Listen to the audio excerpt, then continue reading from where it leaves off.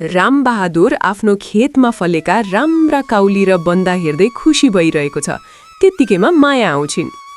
वाह, हेर त माया, यसपालि बेसी गाउँको माटोले कस्तो जादु देखाएछ। यति राम्रो फसल त कहिले भएको थिएन। फसल त राम्रो छ, तर बजारको हालत सुन्नुभयो? हिजो मात्र माइला दाइले भन्दै हुनुहुन्थ्यो बजारमा त तरकारीको भाउ नै छैन रे। जति दुःख गरे पनि हातमा आउने त्यही सुक्खा पैसा त हो। त्यही त डर छ। दिनभरि पसिना बगायो, अन्तमा बिचौलियाले सबै खाइदिन्छन्। जाऊ माया, भोक लाग्यो, खाना तयार गर। म यो बाँकी काम सकेर आएँ।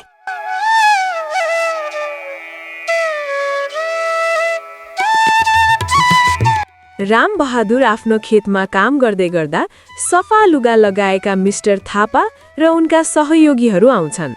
नमस्ते, के तपाईँको नाम रामबहादुर हो? नमस्ते हजुर, मेरै नाम हो। तर तपाईँहरू को पर्नुभयो? यहाँ खेतमा के काम पर्यो? म हिमालयन फ्रेस कम्पनीको म्यानेजर हुँ। हामीले यो क्षेत्रको सर्वे गर्दा थाहा पायौँ कि तपाईँ यस गाउँको सबैभन्दा ठुलो र मेहनती किसान हुनुहुन्छ। हामीलाई तपाईँ जस्तै इमान्दार किसानको खाँचो छ। म जस्तो सामान्य किसानसँग कम्पनीको के काम? सुन्नुस्, हाम्रो कम्पनीले सहरका ठुला घरहरूमा सिधै तरकारी पुर्याउँछ। हामीलाई धेरै मात्रामा तरकारी चाहिन्छ। हामी तपाईँलाई बिउ, मल र खेती गर्ने पैसा एडभान्स दिन्छौँ। तपाईँले मात्र तरकारी उब्जाउनुस्, हामी सबै गाडी लिएर खेतमै लिन आउँछौँ। भनेपछि मैले बजार जानु पर्दैन अनि पैसा पनि पहिले नै पाइन्छ?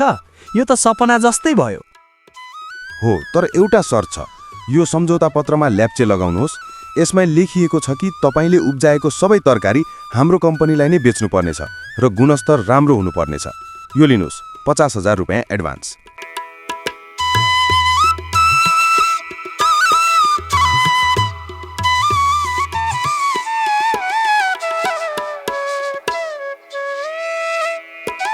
केही महिनापछि रामबहादुरले पहिलो खेप तरकारी बेचिसकेको छ र उसलाई धेरै पैसा हात परेको छ।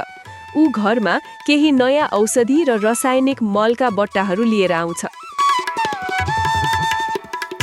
ए हजुर, यी बट्टाहरू के हुन्? कस्तो नराम्रो गन्ध आयो त। यो त पैसा फलाउने औषधि हो माया।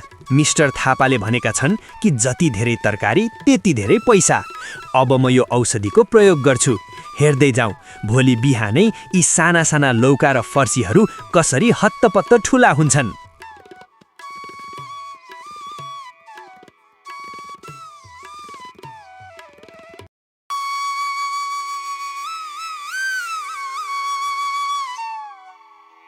रामबहादुरको खेत तरकारीले भरिएको छ, तर ती अस्वाभाविक रूपमा ठूला र धेरै चम्किला छन्।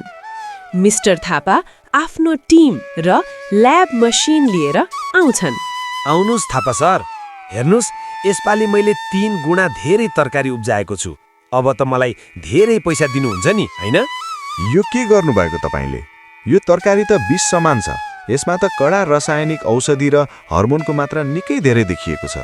हाम्रो कम्पनीले शुद्ध र स्वस्थ तरकारी बेच्ने बाचा गरेको छ। यस्तो विषालु चिज हामी किन्दैनौँ।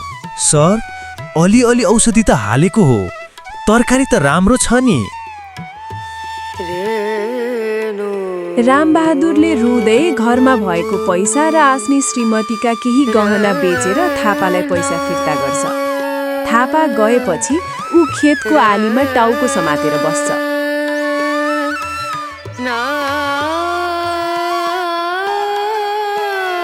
मैले पहिले नै भनेकी थिएँ नि, लोभले लाभ, लाभले बिलाभ। अब न हातमा पैसा रह्यो, न खेतमा खाने लायक तरकारी। म अन्धो भएको थिएँ माया।